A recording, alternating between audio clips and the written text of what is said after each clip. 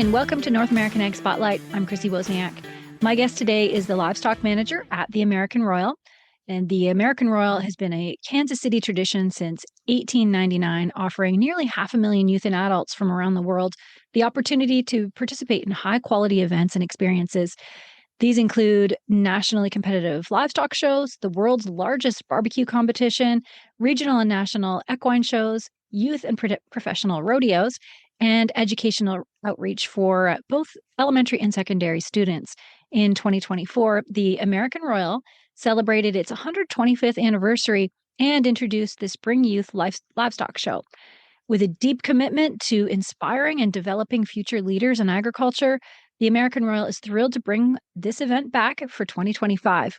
This year, an additional $2,000 in prize money has been added for champions and reserves across all species. The event will take place from March 28th to 30th, 2025. From Kansas City, Missouri, I'd like to welcome back to Ag Spotlight, Matt Durian, Livestock Manager at the American Royal. Welcome, Matt, and thank you so much for joining me again. Yeah, absolutely. Thank you for having me. It's always a pleasure talking with you and getting to be on your podcast with all your guests and your listeners. Awesome. So to start with, can you share a bit about your background and for anybody that hasn't listened to our previous episodes and how you became involved with American Royal? Yeah, I'm born and raised originally from California. Went to school out there, and I would spend a lot of my summers working different livestock shows, county fairs, being superintendents for different barns. Um, in 2021, I decided to pick up and move. The American Royal had a job opportunity as an event coordinator. Joined the team back then. Um, kind of stayed on staff helping with our livestock show and rodeo until the opportunity presented itself that I got to move up and become the livestock manager for the Royal last year in May. That's awesome. So what kind of differences have you noticed and maybe even perceptions of California that you've encountered? I've spent a lot of time in California agriculture through my career, and a lot of people, you know, east of the California border don't understand how rich California agriculture is. Yeah, so California and these stats have been drilled into me all through college and high school and FFA is California is the number one ag state because the diversity of its climate. You could grow everything from alfalfa and hay in Southern California to strawberries and lettuce and a lot of those specialty crops throughout the Salinas Valley. If California was its own country, at the time it would be seventh in the world for agriculture. And so a lot of people don't know that there's such a rich, deep agricultural roots throughout that state. A lot of people think, Los Angeles or San Francisco is all there is to offer, but there is so much farmland and specialty crops that are grown out there. Um, Cattle production, dairy. I mean, you can go to different towns and cities and counties and the landscape changes. It could go from farm fields to feedlots and dairies and you drive another 20, 30 minutes and then you're at the beach. So it is a beautiful state. And like you said, I mean, it for those that have never visited or don't necessarily go there as often, they don't travel and see those parts, but there is a deep rooted agriculture background for that state. Yeah, absolutely. So have you had to do a lot of myth busting since moving to Kansas City? Yeah, I have. The running joke was that everyone thinks if you're from California, you're a hippie surfer that lives at the beach, and telling them, no, I grew up showing sheep and cattle, just like a lot of people do out here, and spending summers at county fairs or spending the spring and early summer traveling to jackpot shows and um, to tell them that, yeah, I went to school for agricultural communications and we'd have classes where one day we'd go out to the dairy and photograph out there. And then the next day we're out and our college had produced an orange field. Like there's just a lot of people that would love to say that that myth is true. And, we're all city slickers and surfers, but no, there's a lot of people that once they start talking and come into it with an open mind, understand that California, just like everywhere else, has agriculture at its heart. Absolutely. I love that. And I have crazy respect for California growers. They've got a lot of benefits, but also a lot of challenges as well, especially when it comes to ag policy. But yeah, so after that, shout out to California growers. For those who may not be familiar, can you tell us about the American Royals mission and how it benefits participants in the wider ag community? Yeah. And kind of I was picking up on it a little bit personally of how much the American Royal has impacted me as a person. But our mission is that we exist to champion food and agriculture. Um, and every decision that the American Royal makes, I mean, as far as staffing, as far as what we do for our events, is to champion food and ag and what we can do. In Kansas City is a cow town, and letting the people that are here that don't necessarily have anything to do with production agriculture, how can we educate them about our mission and about what we all love? People that are listening to this probably have some connection to agriculture, but there's a lot of folks out there that don't. And, like you had mentioned, we put on, educational field trips. We use the Livestock Show as an educational moment of how can we get people from the inner parts of Kansas City, can they come and see sheep and goats or cattle or pigs, and they interact with our exhibitors and ask questions, and what we can do as a organization to educate the broader population about food and ag. Yeah, very good. And the American Royal celebrated, as I mentioned, the 125th anniversary last year. So, what has it meant to be part of such a long-standing and respected tradition in this country? It's a huge honor. I mean, even when I was out in California, I was a member of a livestock judging team back in 2017, and we traveled to Kansas City to participate at the American Royal, and it is such a large organization externally, and it means so much to so many people from coast to coast, Texas to the northern states. It just really is a huge honor and a lot of responsibility to continue that 125 years moving forward. I mean, we started in 1899, and I think if there were some people on staff, they'd love it if 2199 we were still pushing forward and going hard. And I think that the American Royal has been a long-standing tradition at Kansas City for 125 years, and we will continue to be a long-standing tradition for another 125 years. Awesome.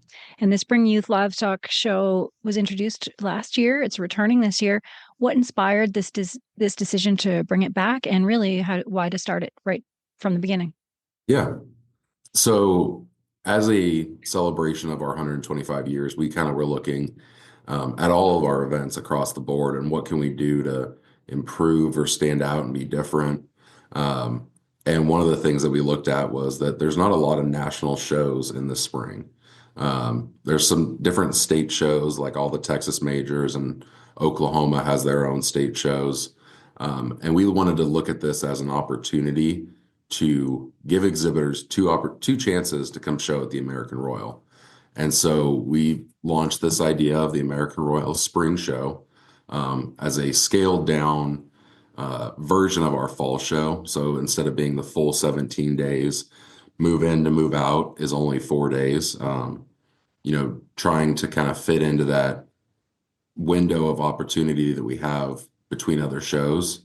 And what we actually did find was that only about 10% of our fall exhibitors actually exhibited at the spring show. The other 90% were folks that had never come to the American Royal in October because they might choose to go to their state fairs, which conflicted time-wise. And so what we found so cool and unique is that it gave people the opportunity to come here when they couldn't in October. And so just talking to exhibitors, I mean, one of my favorite things is working the check-in trailer and talking to each exhibitor and their families when they move in and talking to them, asking them, hey, have you ever come to the American Royal? Do you know where you're going? And I was so surprised at how many people said, nope, this is our first time Wow. ever coming. Oh, very cool. What are some of the key differences between the fall show and the spring show? Yeah. So one of the key differences is it's a non-terminal show, that we don't have any sort of premium auction or anything like that. So in not having that, what we were able to do is open up the weight limits for all of our species. So people that have just purchased livestock from breeders or in an online sale, and they might only be 70-pound lambs that eventually one day will go to a county fair or state fair, they can actually come and show them what we have as a prospect show as well. Um, by not being terminal, we allow them, there's no worry about, okay, if I just bought this 80-pound lamb, if I win, do I lose the lamb? Nope. We're whatever comes to the show gets to go back home, and that's the big difference, which is really fun. Yeah, that's pretty cool. And this year that you're adding $2,000 in prize money for champions and reserves across all species. So how did this opportunity come about and what impact do you think it'll have on exhibitors? Yeah, and actually, as of last night, we got another generous donation, so we're up to $3,000, which is super Amazing. exciting. Yeah, it's Fantastic. very, very exciting. We were just discussing ways to increase the audience, the viewership of people that do come to the American Royal. Normally, like in our fall show, if you are the champion steer, lamb, whatever species you're showing, you get the honor of going through our Royal Elite auction. Um, and some of that money goes towards premium. Some of it is retained as a scholarship that exhibitors can Mm. claim one day. But we didn't have that opportunity in the spring. So we went out and talked to a few of our supporters and donators, and kind of pitched this idea of how can we add more money to our champions, and we've had some great feedback on it, and that's where we got to that $3,000. So that'll be split up across all of our champions, just as an added way of premium money, um, and kind of increasing that prize pool year after year and what we can do to do that. Yeah, that makes sense. And education, as you said, is a huge part of the American Royals mission. So will there be any educational components or hands-on learning at the spring show? Absolutely. One thing at the American Royal, our team is very, very diverse in who does what. But we have been on the livestock side working with our education team who runs our judging contest in the fall. They actually are putting on a livestock judging clinic. So exhibitors that Nice. are either attending or maybe they don't have stock yet, are more than welcome and invited. This year, we're partnering with Northeastern Oklahoma College, and their judging team is going to be coming in, going over reasons, evaluation. So 4-H FFA chapters that have judging teams, or just anyone that is interested in livestock judging, is more than welcome to register. And we have a clinic that they can learn about it, and everything from first time, never evaluated livestock, all the way up to one day wanting to, be on a judging team for a college and travel across the country. Very cool. That's awesome. What's your advice to youth who are involved in showing livestock, anywhere across the country? Where should their focus be and how can they make the most of each show experience? That's a phenomenal question. I think, you know, one thing that I can just tell people is don't stop showing. My fondest memories were from working in the show barn, day to day at home, to traveling to shows and meeting new people. I would say, if you can and you have the opportunity, go to as many shows as you can, go to as many jackpots, fairs, national shows, and just go out, talk to people. I mean, everyone, you walk through a show barn and it's people playing music, laughing, having a good time. Kids are running around, parents are, making food in crock pots, and just go talk to people and interact and get to know someone new. Some of my best friends, we joke that our favorite thing to do is we just love going to cow shows. And so if there's one nearby, we'll, pack up and go and just walk around and see people that's the only time of year we get to see them is at a show. So, you know, keep showing, make new friends, and they will be lifelong friends that you'll see, once or twice a year, but you'll pick up just like you had seen them the day before. Yeah, yeah, great points there. And I get warm feelings even just thinking about it. And really those connections, like for myself, for my daughter, she was heavily involved in 4-H. Now she's aged out of it. But it seems like these connections that you make early in life, they do last a lifetime, just as you said.